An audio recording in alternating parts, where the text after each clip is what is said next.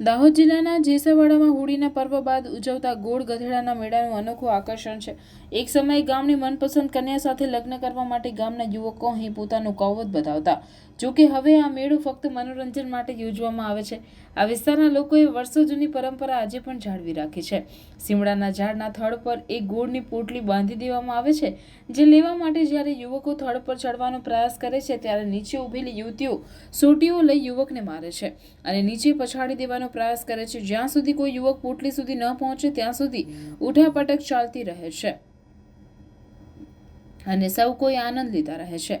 દાહોદ જિલ્લો આદિવાસી બાહુલ્ય ધરાવતો જિલ્લો છે અને ખૂબ જ અનોખી રીતે આદિવાસીઓ હોળીનો તહેવાર મનાવતા હોય છે। આદિવાસી લોકોની પરંપરાઓ અને પ્રથાઓ પણ અનેરી જ હોય છે। એમાંની જ એક પરંપરા એટલે કે ગોળ ગધેડાનો મેળો। દાહોદ નજીક જેસાવાડા ગામે આ પરંપરાગત ગોળ ગધેડાનો મેળો યોજવામાં આવે છે। આ મેળાને જોવા માટે લોકો દૂર દૂરથી આવે છે અને આ અનોખા મેળાનો ભરપૂર આનંદ ઉઠાવે છે।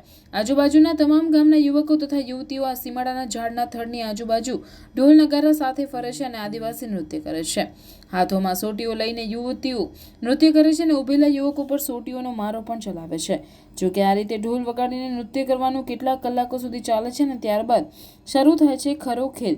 ગામના કુંવારા યુવકો સીમડાના ઝાડના થડની આજુબાજુ ગોઠવાઈ જાય છે અને યુવતીઓ પણ હાથોમાં સોટીઓ લઈને આ યુવકોને ઘેરી લે છે। જો કોઈ પણ યુવક આ થડ પર ચડવાની કોશિશ કરે કે તરત જ યુવતીઓ સોટીઓનો અસહ્ય મારો ચલાવે છે અને તેમ છતાંય જો કોઈ યુવક ટોચ પર ચડીને ગોળની પોટલી મેળવી લે તો તેને આયોજકો દ્વારા ઇનામ આપી સન્માન કરવામાં આવે છે।